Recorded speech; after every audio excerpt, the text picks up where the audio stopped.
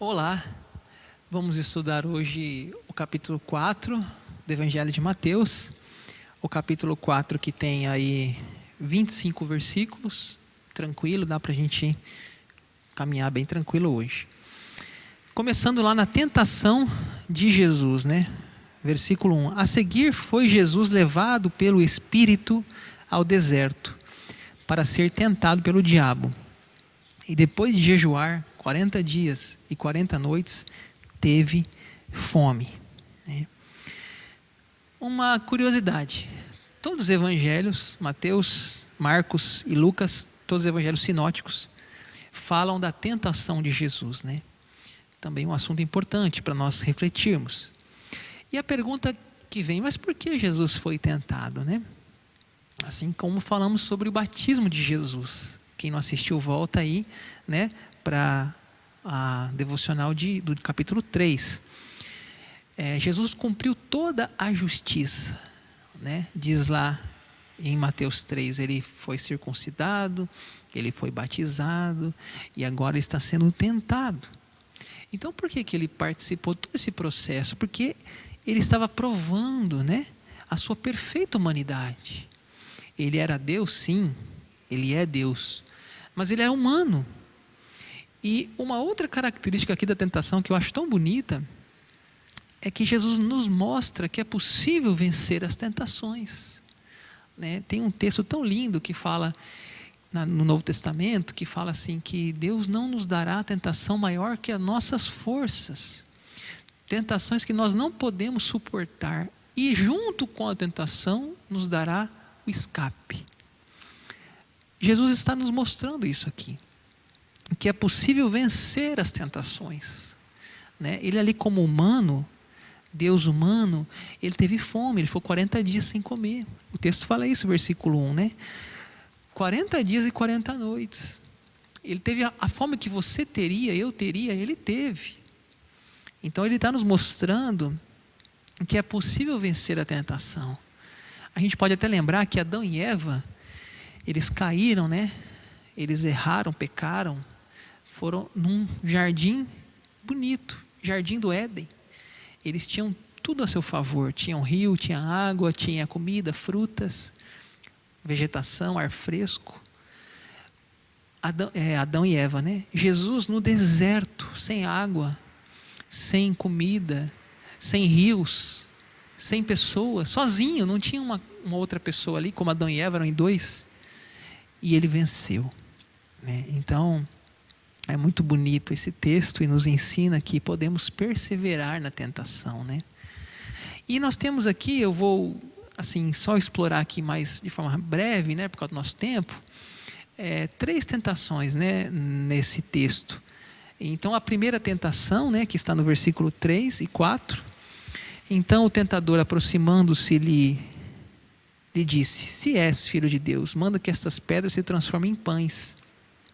Jesus, porém, respondeu: está escrito, nem só de pão viverá o homem, mas de toda palavra que procede da boca de Deus. A primeira tentação foi na fome, né? Foi no seu desejo humano. Olha, Jesus, 40 dias, né, diz a Bíblia, sem comer, né? Olha, Jesus, se és filho de Deus, lembra da filiação, né? Se és filho de Deus, manda que estas pedras se transformem em pães, né? E aí Jesus fala uma coisa linda, né? Nem só de pão viverá o homem, né? Um dos versículos que me motivou a produzir esse conteúdo aqui com vocês foi exatamente esse versículo. Nem só de pão viverá o homem, né? Ou seja, nós também temos que nos alimentar da palavra de Deus, né? E aqui é essa oportunidade que nós temos de todo dia estudar um capítulo da Bíblia. A segunda tentação, verso 5. Então o diabo o levou à cidade santa, colocou sobre o pináculo do templo e disse: se és filho de Deus, atira-te abaixo, porque está escrito: aos seus anjos ordenará a teu respeito que te guardem, e eles te sustentarão nas suas mãos, para não tropeçares em alguma pedra. Respondeu Jesus: também está escrito: não tentarás o Senhor teu Deus. É interessante que a batalha da tentação foi uma batalha de Bíblia, né? Você vê aqui várias citações da Bíblia E Jesus respondendo o diabo na Bíblia, né? Temos bastante no livro de Deuteronômio e aqui também o Salmo 91, né? É interessante que o diabo conhece a Bíblia, né? Se és aos seus anjos ordenará teu respeito para que te guardem, né? E Jesus respondeu, também está escrito, né? Olha a batalha de Bíblia. Por isso a importância, irmãos, da gente conhecer a Bíblia. Porque o diabo muitas vezes usa a Bíblia contra nós. Salmo 91 aqui na boca do diabo, né? O diabo queria o quê? Que Jesus fizesse um milagre para se exibir, né? Olha qual que é a ideia dele. Sobe lá em cima do templo, né? Imagine, sobe em cima da igreja e pula de lá, né? Pula lá de cima. E quando você estiver caindo, os teus anjos te segurarão, né? Te protegerão. O que Jesus fala assim, né? Não tentará o Senhor teu Deus, né? Até nesse tempo aí de pandemia, né? Uma pessoa comentou assim, né? No grupo, né? Que a gente participa do WhatsApp. Comentou assim da importância, né? Da gente fazer a nossa parte. Seja o uso de máscara, seja álcool em gel, né? O distanciamento social. E aí, talvez as pessoas pensem, mas isso é falta de fé. O que Jesus falou aqui, né? Não tentará o Senhor teu Deus, né? Ou seja, não é porque você não pode colocar o seu Deus à prova. Não, Deus, eu vou sair sem máscara, eu não vou usar álcool em gel, eu vou sair falando com todo mundo sem máscara. Tá, e se você pegar o vírus, você vai culpar Deus?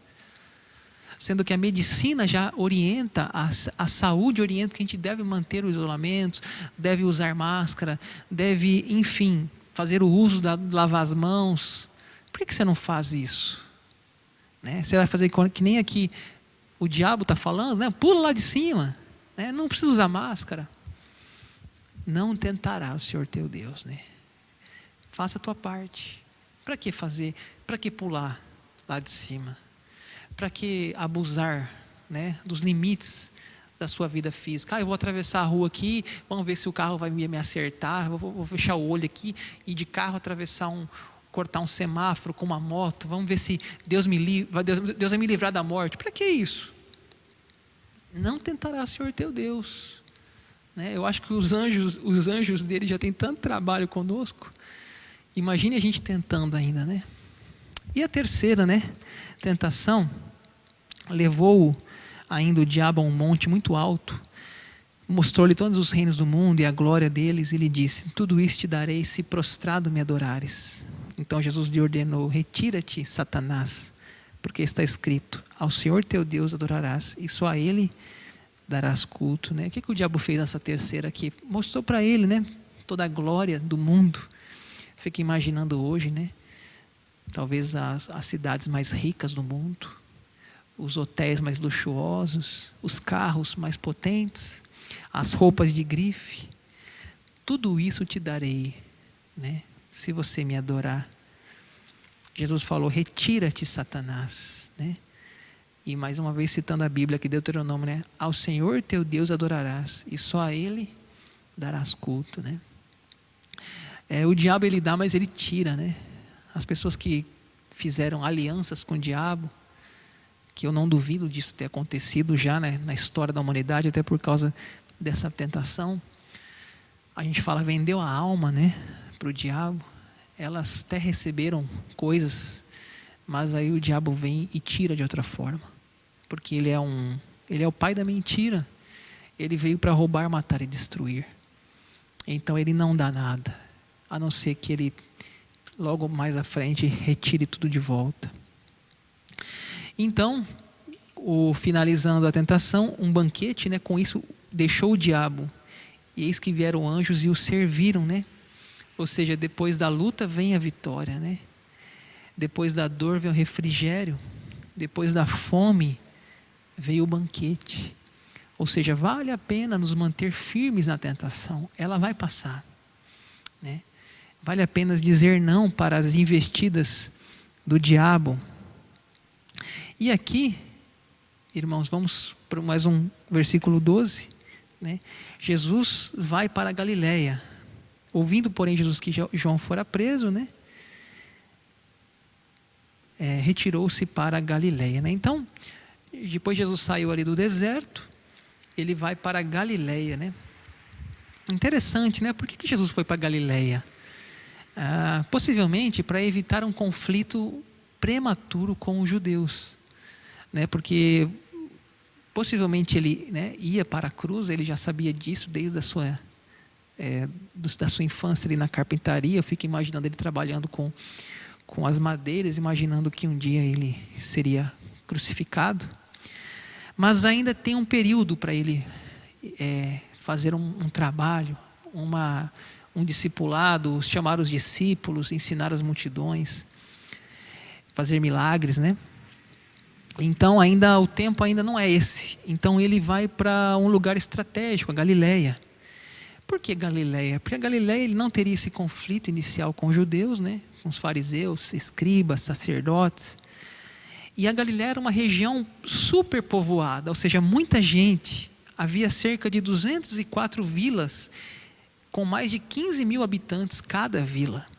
Então a Galileia era uma região, né, aberta a novas ideias, aberta à evangelização. Até uma música bem conhecida do Fernandinho, né, Galileu, porque ele viveu esse tempo aqui na Galileia. E aí a Galileia, então, ela significa Galileia, né, significa hebraico Galil, círculo. Era uma região, né, com muitas cidades.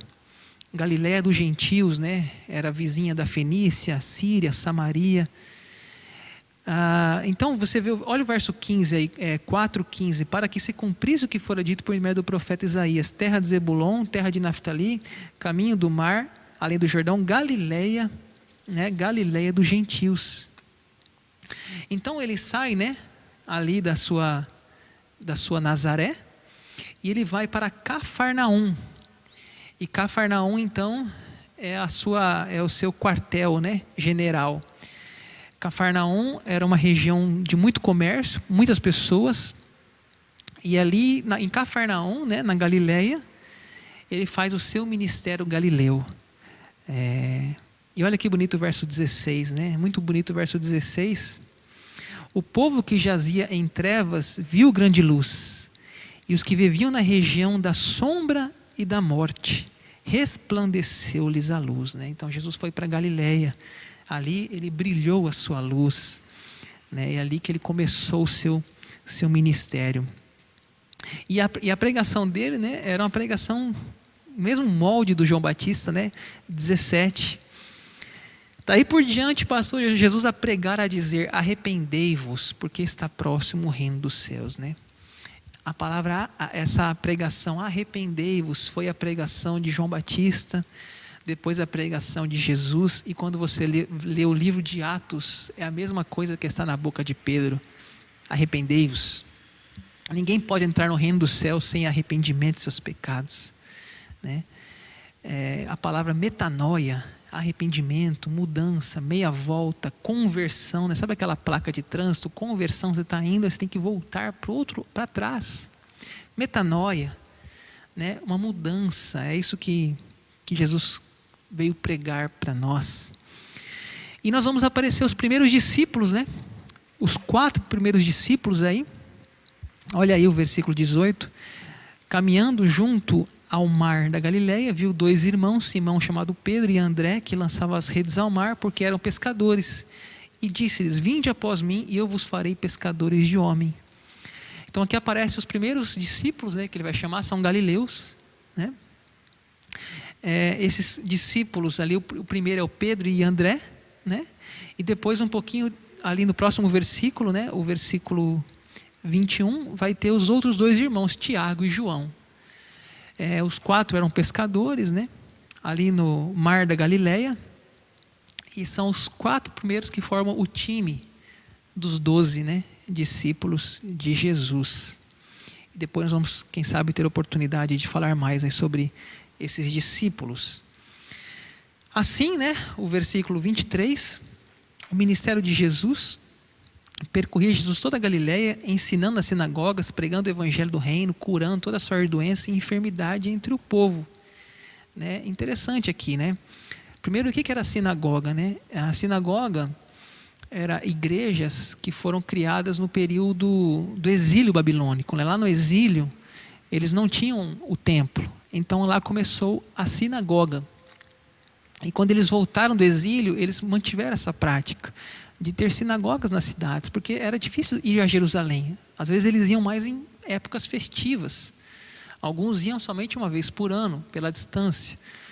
E agora, nas sinagogas, então, era um lugar onde eles liam, onde eles estudavam, eles oravam. Muitas vezes oravam voltado, para Jerusalém. E ali Jesus vai pregando nas sinagogas, da Galileia.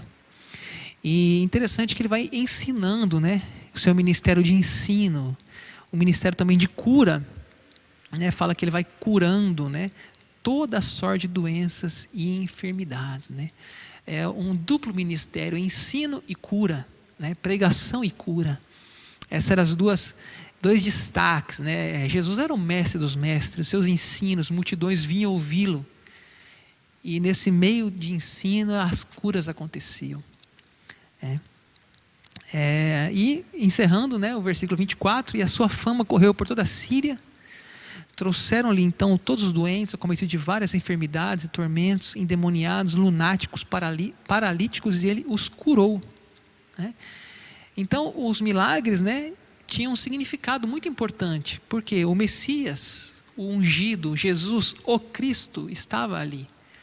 Porque cura era sinal de um milagre, era sinal de um novo tempo. E o verso 25, para a gente finalizar aqui, esse capítulo, e da Galileia, Decápolis, Jerusalém, Judeia e da além do Jordão, numerosa multidão o seguiam, Ou seja, muitas pessoas vinham atrás de Jesus. Por hoje é isso. Faça uma pergunta. O que a Bíblia está falando comigo hoje? De que forma o capítulo 4 pode ser aplicado em minha vida? Deus te abençoe.